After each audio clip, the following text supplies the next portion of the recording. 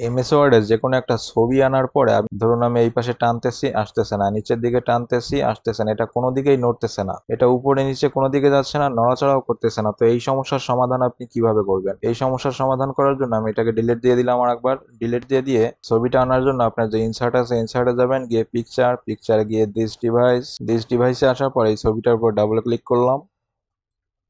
Double click করার পর ছবিটা কিন্তু আমার এমএস ওয়ার্ডে ইনসার্ট হয়ে গেছে, চলে আসছে। ছবিটা আমি চাইলে এই জায়গা থেকে ছোট বড় করতে পারি, কিন্তু ছোট বড় করলে মুভ করতে পারতেছি না। তো এই মুভ করানোর জন্য আপনি যে কাজটা করবেন সেটা হচ্ছে আপনার এমএস ওয়ার্ডের এই ছবিটার উপরে ক্লিক করবেন। ছবিটার উপরে ক্লিক করার পরে একেবারে উপরের দিকে দেখেন এই যে র্যাপ টেক্সট নামে একটা অপশন আছে, র্যাপ টেক্সটে এসে যে র্যাপ টেক্সট আছে, র্যাপ টেক্সটে এসে ইন ফ্রন্ট অফ টেক্সট এটা অপশন সিলেক্ট করবেন।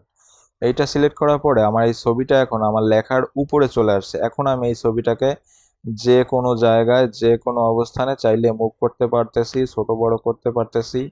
আর যদি ছবিটা ঘোরানোর প্রয়োজন হয় ঘোরাতেও পারতেছি। আমি যে কোনো জায়গায় নিয়ে ছবিটা এখন রাখতে পারতেছি।